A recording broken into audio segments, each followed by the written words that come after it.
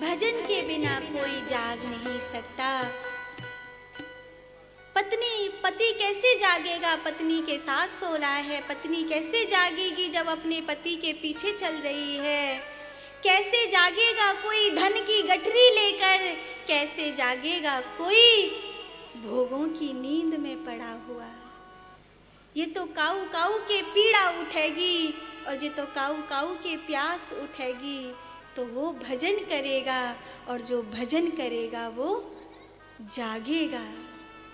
जो भजन नहीं करेगा उसे तो भजन की बात भी चुभेगी, उसे तो भजन की बात भी चुभेगी। मैंने बहुत बार देखा है कि कई बार कुछ आयोजक ऐसे होते हैं, कथा तो ऐसे कराते हैं जैसे शादी पार्टी हो रही हो। इसीलिए मैंने बहुत बार ये महसूस किया है कि जहाँ चना है वहाँ दांत नहीं है, जहाँ दांत है वहाँ चना नहीं है, जहाँ भाव है वहाँ कथा करावे को पैसा नहीं है, और जहाँ कथा करावे को पैसा है वहाँ पे भाव नहीं है।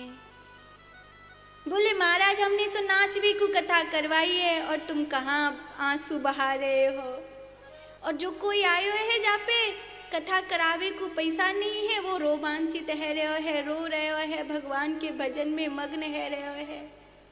पर बात तो भजन की कहनी पड़ेगी, चाहे ठंडी रात में सुबह में रजाई कितनी भी प्यारी लगे, पर स्कूल के लिए माँ तो जगाएगी। चाहे नींद कितनी भी अच्छी लगे पर संत तो जगाएंगे, वो तो कहेंगे उठ जाग मुसाफिर भोर भई, अब रैन कहाँ जो सोवत है, ये प्रीत करन की रीत नहीं, हरि जागत है तू सोवत है।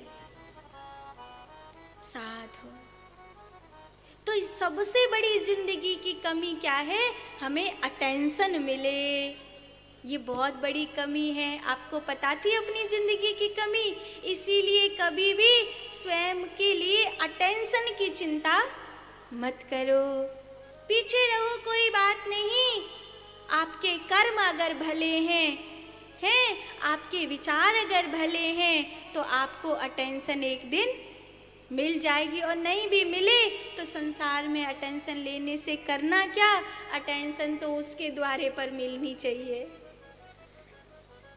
हमारी बहुत बड़ी कमी है, अगर ये वाली कमी मिट जाए कि हम खुद को प्रस्तुत करना छोड़ दें तो बस जिस दिन हम दृश्य बनना बंद कर देंगे उस दिन हमारी कीमत दृष्टा की हो जाएगी। साथ हो श्री सुखदेव महाप्रभु कहते हैं, परीक्षित जय विजय ने अपने आप को ये दिखाने के लिए कि हम भगवान के पार्षद हैं, कोई छोटी मोटी बात थोड़ी है, हम जिसको चाहें जाने दें, जिसको चाहें नहीं जाने दें। ऐसे कोई कैसे चले जाएगा भाई हमसे बिना पूछे। तो ऐसे सनत कुमारों को उन्होंने रोक दिया, और जब सनत कुमारों ने उनके अहंकार को देखा तो भगवान के घर रहने लायक नहीं हो, तुम अहंकार लेकर जी रहे हो, जाओ असुरों जैसा व्यवहार करते हो, यथा व्यवहार तथा गति, जैसा व्यवहार वैसी गति होगी। तो वो दोनों जय और विजय जो थे वो हिरणाक्ष और हिरण्यकश्यपु बन करके जन्म लिए। एष घोरतमा बेला घोरानां घोरदर्शिना चरन्ति यस्य भूतानि भूतेषां चराम्यहम्। कश्यप मुनि ने कहा था अदिति को कि ये जो बेला है, सांझ का समय है, भोले बाबा विचरण करते हैं, ये समय स्त्री पुरुष के मिलने का समय नहीं है, ये समय संतान गर्भ धारण का समय नहीं है। ये वार त्योहार हो, व्रत का दिन हो, घर में मेहमान हो, बच्चे बड़े हो गए हों, श्राद्ध कर्म हो, ऐसे में नव दंपति को भी ब्रह्मचर्य से रहना चाहिए। घर में मेहमान हो, व्रत का दिन हो या फिर श्राद्ध कर्म का दिन हो, कोई वार त्योहार हो, और उस समय अगर कोई रोगी बीमार पड़ा हो उस समय कोई स्त्री पुरुष शरीर के भोग कर रहे हों, उस नव दंपति की भी स्त्री चली जाती है, वो चांडाल बनता है। देवी ये ठीक नहीं है। लेकिन कभी कभी त्रियाहट को बहुत ये माना गया है, बालहट, और कभी कभी त्रियाहट को बहुत, इसलिए स्त्री समझदार हो तो घर स्वर्ग, और स्त्री अगर समझदार न हो तो वही घर नरक बन जाता है, वही घर नरक बन जाता है। अगर स्त्री समझदार हो तो घर स्वर्ग बनता है।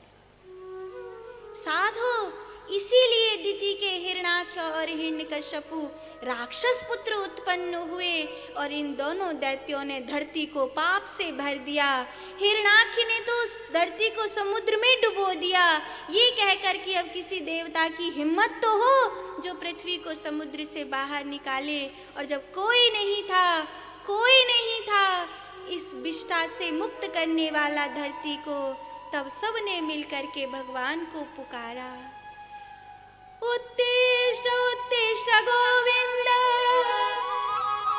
उत्तिष्ठ गरुड़ध्वज, उत्तिष्ठ कमलाकांत, त्रैलोक्यमंगलम कुरु। हे प्रभु जागो, हे प्रभु उठो, ऐसे सबने पुकारा। सारे जहां के मालिक तेरा ही आसरा है, राजी है हम उसी में जिसमें तेरी रजा है, राजी है हम उसी में जिसमें तेरी रजा। खूब पुकारा। भगवान को जब पुकारते हैं, प्रार्थना करते हैं, तो वो जरूर सुनते हैं। और जब भगवान ने सुनी तो ऐसी सुनी, वाराह का शुक्र का रूप लेकर के प्रकट हुए। ब्रह्मा जी के आज्ञा चक्र से पृथ्वी की समस्त गंदगी को समाप्त करके अपनी पृथ्वी को अपनी नासिका के ऊपर आगे वाले दांतों से टिका करके ला रहे थे। नारद जी ने हिरणाक्ष को भड़का दिया कि कोई तेरी पृथ्वी को लेकर के जा रहा है, और ऐसा वो जा कर के भिड़ गया वाड़ा भगवान से। और देवता कहते यही तो हमें चाहिए था कि ये इनसे लड़े। देवता जय जयकार करने लगे, और उस समय बाजे बज रहे थे, फूल बरस रहे थे।